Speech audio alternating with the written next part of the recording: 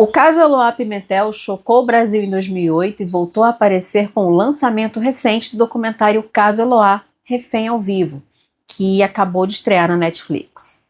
Você já deve ter ouvido falar sobre essa história cheia de erros que virou um circo dos horrores na mídia e que tirou a vida de uma menina de 15 anos. Eloá Cristina Pimentel tinha apenas 13 anos de idade quando começou a namorar Lindenberg Alves Fernandes, que já tinha 19. Os dois começaram a namorar em 2006 em Santo André, no ABC Paulista, pertinho aqui de São Paulo. A Eloá ainda era muito jovem, estudava no ensino médio, tinha uma vida comum, era feliz, era tranquila e cheia de amigos.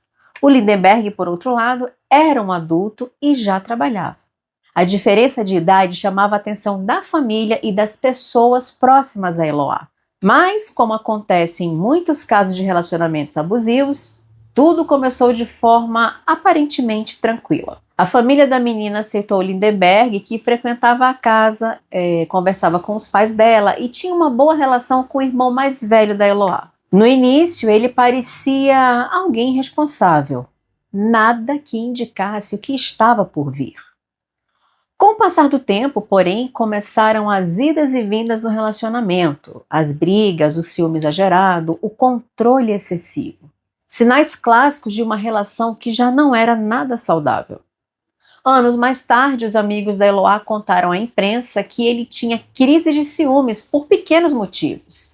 Não aceitava que ela saísse sozinha, que tivesse amigos e que ele mantinha um comportamento possessivo.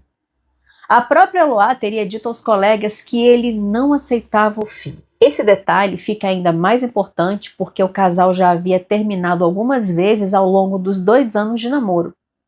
Até que no início de outubro de 2008, a Eloá decidiu terminar definitivamente. E é aí que começa o ponto crítico. Segundo relatos da família e dos amigos, o Lindenberg simplesmente não aceitou o término.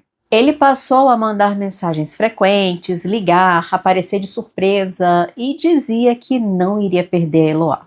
Há registros de que ela comentou com pessoas próximas sobre o medo de como ele reagiria quando soubesse ali do fim do relacionamento. O pai da Eloá confirmou que a filha estava decidida a não voltar, mas o rapaz insistia. No dia 10 de outubro de 2008, 3 dias antes do crime, ele buscou a Eloá na escola, insistiu para que eles conversassem e ela teria deixado claro, mais uma vez, de que não queria reatar. Aí o Lindenberg conseguiu uma arma, não se sabe como, era um revólver calibre 32. Na segunda-feira, 13 de outubro de 2008, Eloá foi para a escola na parte da manhã e à tarde ela se reuniu com 3 amigos em casa para fazer um trabalho escolar. Esses amigos eram a Nayara Rodrigues, sua melhor amiga, o Igor e o Vitor, que eram colegas de escola. Todos tinham a mesma idade, 15 anos. O apartamento onde ela morava com a mãe e os irmãos ficava em um conjunto habitacional no Jardim Santo André, em Santo André, São Paulo.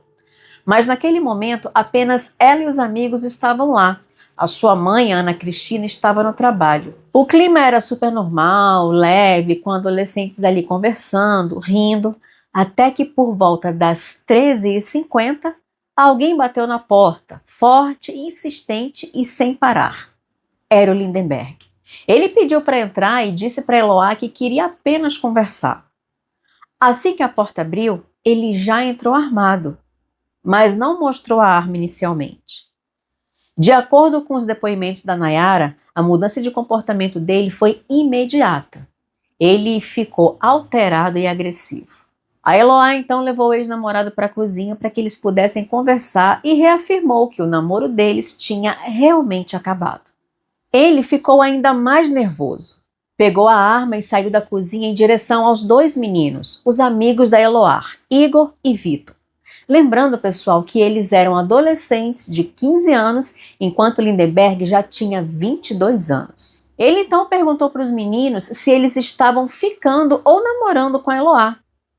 E sob muita pressão, com uma arma apontada para ele, o Vitor admitiu que teria ficado com a Eloá, mas foi apenas um beijo e depois do término deles. Aí o clima ficou ainda pior e o pânico tomou conta do lugar. A Eloá começou a gritar e o Lindenberg apontou a arma para eles e mandou todo mundo ficar quieto. Com a confusão que se formou ali e o barulho vindo do apartamento, alguns vizinhos chamaram a polícia. E nisso, o Lindenberg ameaçou matar todo mundo e disse que depois tiraria a própria vida. Gente, imagina o desespero deles. A Eloá tentou convencer o ex a liberar os amigos dela. Ela inclusive se ajoelhou e, enquanto rolava toda a confusão, a polícia chegou e cercou o prédio. Quando ele percebeu que a polícia havia sido chamada, ele ficou ainda mais agressivo. Com isso, o Lindenberg, muito nervoso, disparou um tiro para fora do apartamento. E, felizmente, gente, esse tiro não pegou em ninguém.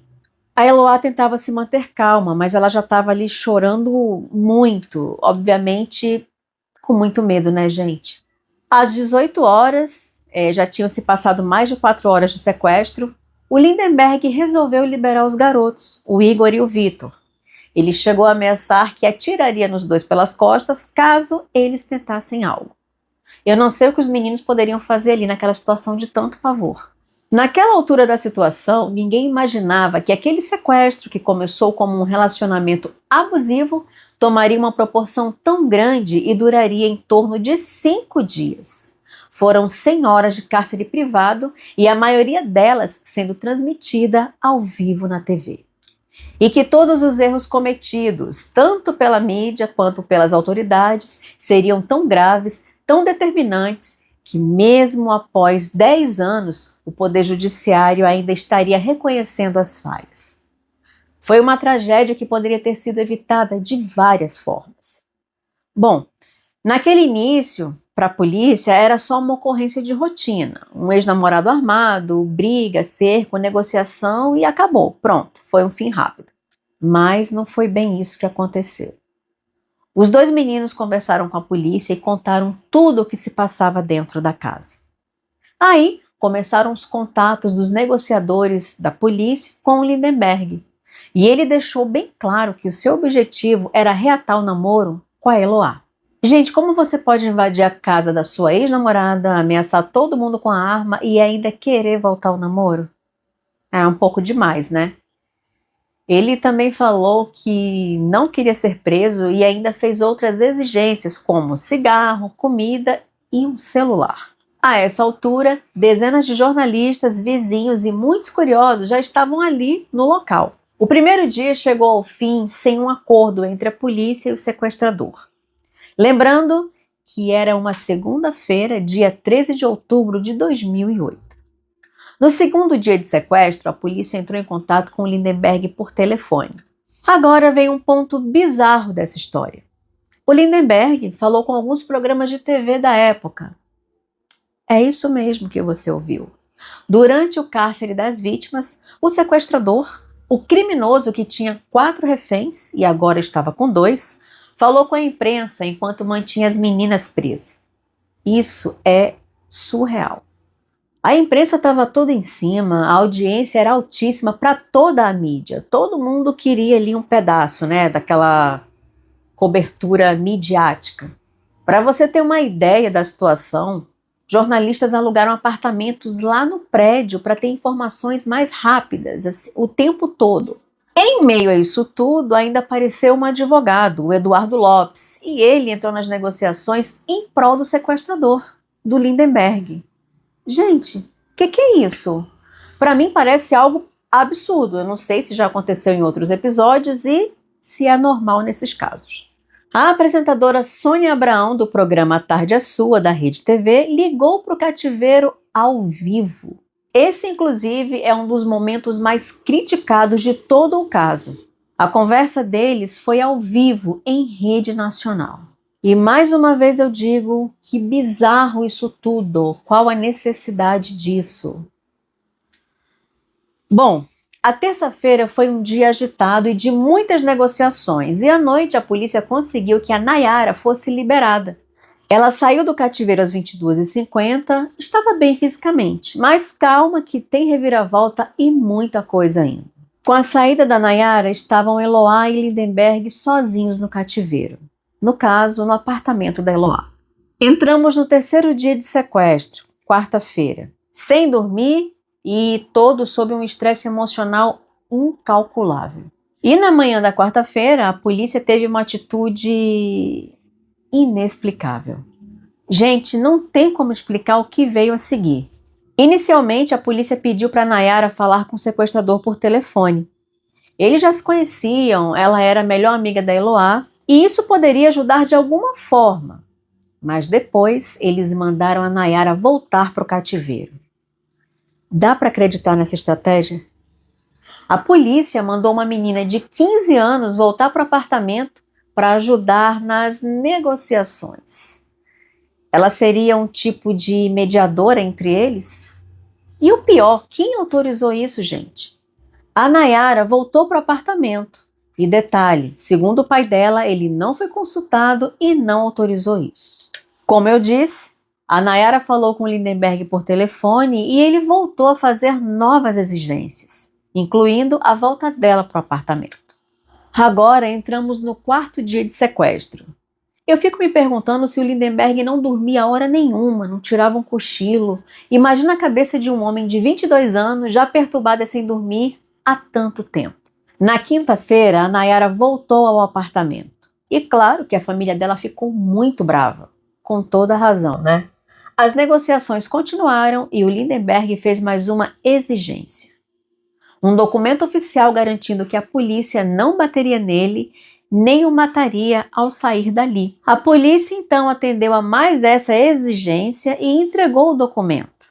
Isso tudo era feito através de um lençol que ficava amarrado na janela. Mas ele não se entregou e não liberou as meninas. Chegamos na sexta-feira, dia 17 de outubro. Já era o quinto dia de sequestro. No final da tarde, os policiais teriam ouvido um disparo que veio de dentro do apartamento.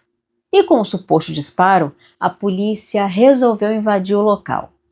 A equipe colocou explosivos na porta e no meio dessa tentativa de entrada, quando ouviu o barulho da explosão, o Lindenberg reagiu.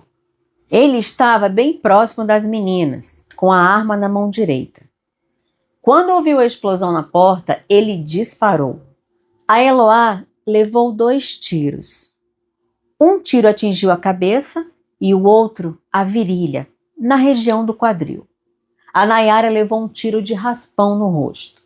Após os tiros, a polícia conseguiu desarmar o Lindenberg e ele foi finalmente detido e preso em flagrante. A Nayara conseguiu sair andando do apartamento, mesmo ferida. E é aqui que temos mais uma situação polêmica.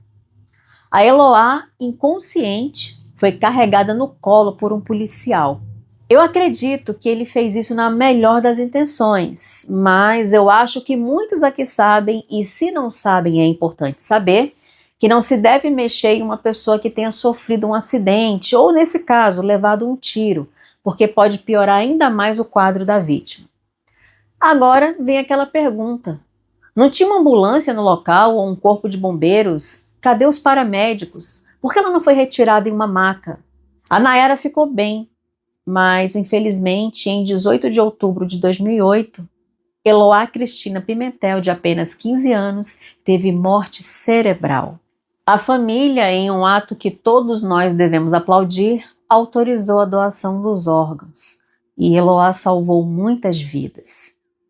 Essa história é muito triste, o caso é muito controverso, recebeu muitas críticas e passou por investigações. Uma das partes que teve um grande questionamento era se os tiros que atingiram as meninas vieram da arma do Lindenberg ou dos policiais. Os laudos confirmaram que os disparos vieram da arma do Lindenberg, mas ficou claro também que os tiros foram provocados pela invasão desordenada da polícia. O sequestrador se assustou e saiu atirando. Foram 4 ou 5 disparos, não me recordo bem.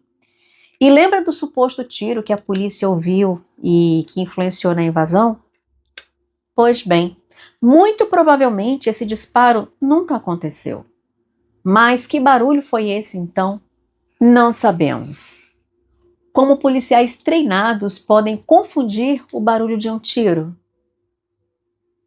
Não sei, gente. Foram inúmeras falhas apontadas nos inquéritos abertos desse caso. A demora nas negociações, O sequestro começou na segunda e só teve fim na sexta-feira. A própria invasão foi investigada.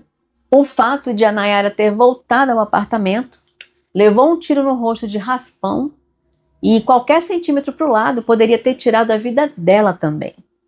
Uma outra questão levantada por especialistas foi a de não ter um sniper ali para tentar neutralizar o Lindenberg, já que ele apareceu algumas vezes na janela. Em 2018, 10 anos após o caso, o Poder Judiciário reconheceu oficialmente os erros cometidos, mas até onde sabemos, nenhum policial foi punido.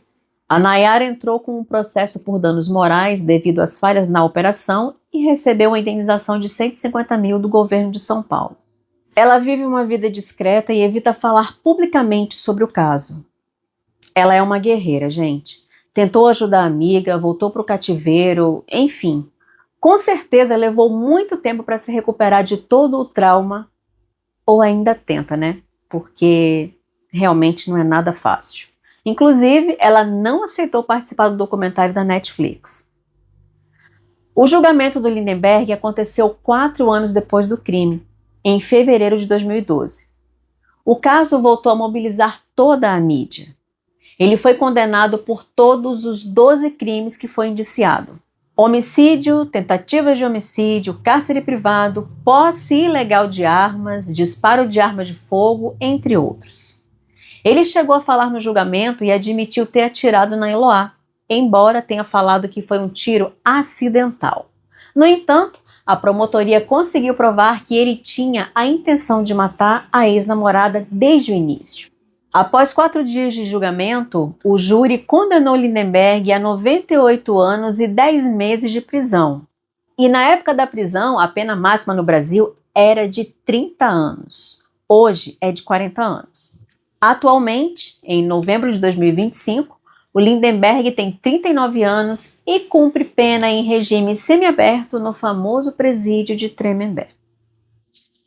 Infelizmente, gente, diariamente, muitas mulheres, muitas meninas, muitas jovens são vítimas de feminicídio, né?